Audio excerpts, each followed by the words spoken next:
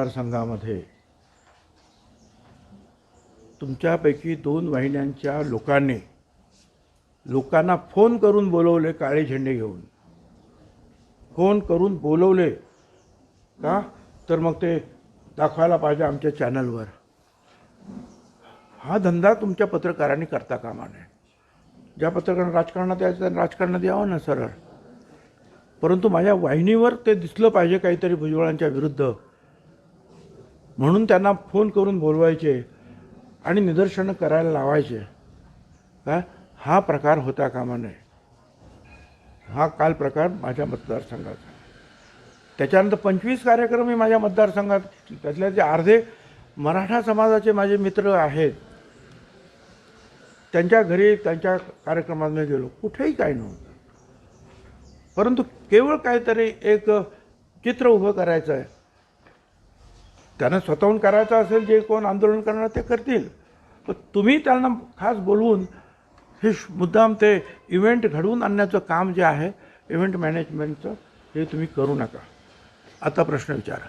साहेब, हे जे काही घडलं, तुम्ही जे म्हणताय, मागे 1-2 वेळेला असाच प्रकार घडला होता. काही मोजके लोक तुमच्या विरोधात काळे झेंडे वगैरे दाखवतात आणि ते दाखवू दे, मला हरकत नाही. पण माझं काय म्हणत, त्यांना काय दाखवत जाऊ दे, पण तुम्ही त्यांना बोलून आणू नका की गपचूप फक्त माझ्या चॅनलला दाखवायचं म्हणून तुम्ही पुढे येणार आणि लवकर अरे आता येतील भुजबळ. तुमच्या चॅनलसाठी तो इव्हेंट तो शो करू नका. पुढे काय ते त्यांना दाखवायचं. आता माझ्याकडे 3 लाख मतदार आहेत, तर 2-4 लोक काळे झेंडे फडकू द्या. पुढे 22 जानेवारीला राम मंदिराचा कार्यक्रम होतोय. त्या कार्यक्रमासाठी तुम्ही जाणार आहात का? मोदी साहेबांच्या उपस्थितीत हा कार्यक्रम होतोय. मला काय माहिती नाही अजून. आता ती जे आहेत फार जे आमंत्रणं वगैरे ज्या देण्याचे काय चालू आहेत, आता अगोदर आमंत्रण जेव्हा येईल त्याला बघू. साहेब, 23 जानेवारी म्हणजे दुसऱ्या दिवशी नाशिकमध्ये ठाकरे गटाचं अधिवेशन होणार आहे, सभा होणार आहे. कधी? दुसऱ्या दिवशी 23 जानेवारीला नाशिकमध्ये उद्धव ठाकरे येणार आहेत, सभा होणार आहेत आणि आमचं अयोध्या म्हणजे पंचवटीच आहे असं संजय राऊत बोलले. मला वाटलं 23 जानेवारी म्हणजे सुभाषबाबूंची जयंती आणि बाळासाहेबांची जयंती आहे. त्या दिवशी त्यांनी तो कार्यक्रम ठेवला असेल आणि कुठून तरी सुरुवात करायची असते ह्या निवडणुकीच्या पर्वाला. कोण तुळजाभवानीच्या तिथून करतं, कोण आणखीन कुठून करतं, कोण कुठून करतं. आता बाळासाहेबांचा जो आहे तो जन्मदिवस आहे म्हणून ते करते. लोकशाही आहे, तर प्रत्येकजण आपापली जे मतं मांडणार आणि निवडणुकीमध्ये मग जो मतदार राजा जो आहे हा कोणाच्या बाजूने झुकतो ते आपल्याला दिसेल. प्रकाश आंबेडकर आज लोकसभा निवडणुकीसंदर्भात बैठकी घेत आहेत. काय वाटतंय आंबेडकर? मला नाही माहिती काय वाटतं. म्हणजे आज बैठकी होणार आहे संभाजीनगरमध्ये. आगामी लोकसभा निवडणुकीसंदर्भात पुढची रणनीती ठेवली जाणार आहे. अरे, राजकीय पक्ष जे किंवा नेते किंवा राजकीय पक्ष काढतात, त्यांना निवडणुकांमध्ये जे आहे काय करायचं काय नाही याचा विचारविनिमय करावाच लागतो ना. मिटिंग घ्याव्याच लागतात. घरात बसून राजकारण कसं करता येईल? त्यामुळे प्रत्येकजण आपापल्या पद्धतीनं आता ही सुरुवात करणारच आहे. त्याच्यामध्ये वावू काय त्याच्या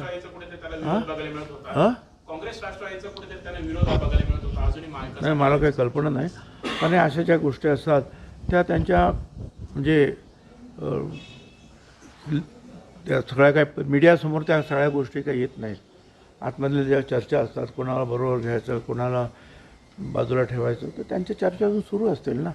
अजून तर वेळ आहे ना या सगळ्या गोष्टीला. जरांगे पाटलांनी तारीख बदललेली आहे.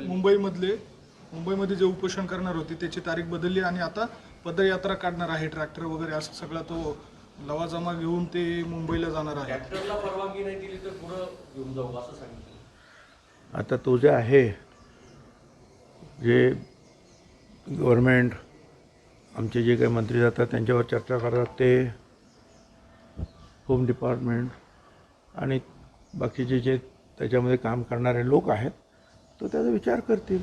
बाकी लोकशाही आहे, मोर्चा तर काढू शकतात कुणी, शांततेने काढायला काही हरकत नाही.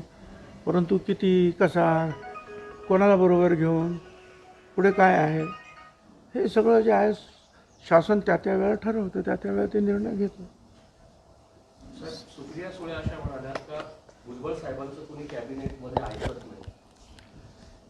हे तर बरोबर, मी सगळ्याच गोष्टी माझ्या कोण ऐकणार आणि कुठल्याही मंत्र्याच्या सगळ्या गोष्टी सगळे मंत्री कधी ऐकतच नाहीत.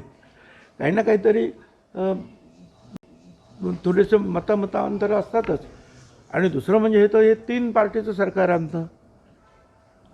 एकच गोष्ट सगळ्या पार्टीच्या सगळ्या मतदार मंत्र्यांना मान्य असणं अशक्य आहे त्यात. आणि बरं, त्याच्यामध्ये माझा विषय हा अतिशय वेगळा आहे. त्याच्यामुळे हे तर बरोबर आहे, काही लोक ऐकतील, काही लोक नाही ऐकणार, काही लोक गप्प बसतील. यामध्ये तुम्ही एकटे पडलेले वाटतात का स्वतःला? मी एकटं महसूस करत नाही, मला वाटत नाही. माझ्याबरोबर असंख्य ओबीसी आणि मागासवर्गीयाचे कोट्यावधी लोक जे आहेत या राज्यातले आणि देशातले सुद्धा मोठ्या प्रमाणावर माझ्या पाठीमागे आहेत. त्याच्यामुळे मी एकटा नाही. दुसरं, अनेक नेतेसुद्धा असे आहेत किंवा आमदार आहेत, ते सुद्धा माझ्याबरोबर आहेत, परंतु ते सध्या बोलत नाही आहेत. ते नको, न बोलतासुद्धा जे आपल्याला काम करता येईल असं, किंवा त्यांना असं वाटतं की आपण ज्यावेळेला योग्य वेळ येईल त्यावेळेला बोलू. त्यामुळे मला ते एकटं, आणि मला सवय एकटं लढायचं, त्याची पण काही काळजी करू नका. साहेब, लोकसभेच्या निवडणुका काही महिन्यांवर येऊन ठेपलेल्या आहेत. त्या अनुषंगाने सर्वच पक्षांची चाचपणी सुरू आहे. यामध्ये नाशिकबाबत काय आपल्याला वाटतं की जेणेकरून मागे आपल्या घरातील उमेदवार होते किंवा आपणही स्वतः उमेदवार राहिलेला आहात नाशिकमधून, तर काय चित्र असू शकतं किंवा काय आपला त्याबाबत दावा असेल? नाशिक जिल्ह्यामध्ये जे आहे, महायुतीचे जे उमेदवार असतील ते सगळे निवडून येतील लागते. आणि तो जो कुणाला ते तिकीट मिळते आणि कुणाला उमेदवारी, म्हणजे कुठल्या पक्षाकडे ते जाणार आणि कुणाला उमेदवारी ते मिळणार, ते जे आहेत हे 3 पक्ष जे आहेत महायुतीतले बसून ठरवतील. त्याची काही काळजी करू नका. पण विजय जो आहे महायुतीचा नक्की होईल. साहेब, मराठा समाजाचा समावेश ओबीसीमध्ये करता यावा यासाठी राज्य सरकारच्या सूचनेनुसार राज्य मागास आयोगाकडून मागासवर्गीयांचे निकष बदलायचं ठरवण्यात आलेलं आहे. मला का ते अजून माहिती नाही तुम्ही काय म्हणता ते, परंतु तो आयोग जो आहे हा स्वतंत्रपणे काम करणारा असतो. ठीक आहे, तिथे तुम्हाला पण जाऊन सूचना देता येईल की बा आमचं म्हणणं असं आहे. प्रत्येकाला आपलं म्हणणं म्हणण्याचा अधिकार आहे सगळ्यांना. साहेब, काल गिरीश महाजन असं बोलले का उद्धव ठाकरेंना जर निमंत्रण नाही येते, कुठे VIP आहेत, ते MLC, मी स्वतः 20 दिवस जेलमध्ये होतो, मी 2दा कारसेवक होतो, बाबरीचा ढाचा पाडायला मी होतो, तर ते उद्धव ठाकरे घरात होते. तर आपला राम मंदिराबाबत काय अनुभव आहे? आणि उद्धव असं आहे, आता ते उद्धव ठाकरे आणि त्याला उत्तर देतील आणि त्याच्यावर प्रत्युत्तर जे आहे ते काय नाव त्यांचं महाजन साहेब देतील. इतर आहेत ना ते उत्तर द्यायला. हां, आम्ही सांगितलं ना, अजून तर आलेलं नाही आमंत्रण. दादा साहेब, आता एक बातमी येते की जितक्या जागा शिंदे गटाला तितक्याच जागा अजित पवार गटाला मिळाव्यात अशी सूचनेची माहिती. आज सायंकाळी मीटिंग देखील आहे अजित पवारांसोबत. असं आहेत की अजित पवार जे आहेत हे आमच्या पक्षाचे प्रमुख आहेत काय, आणि त्यामुळे जे आहेत या जागांच्या वाटपामध्ये जे आहे त्यांनी त्यांचं मत मांडलेलं आहे.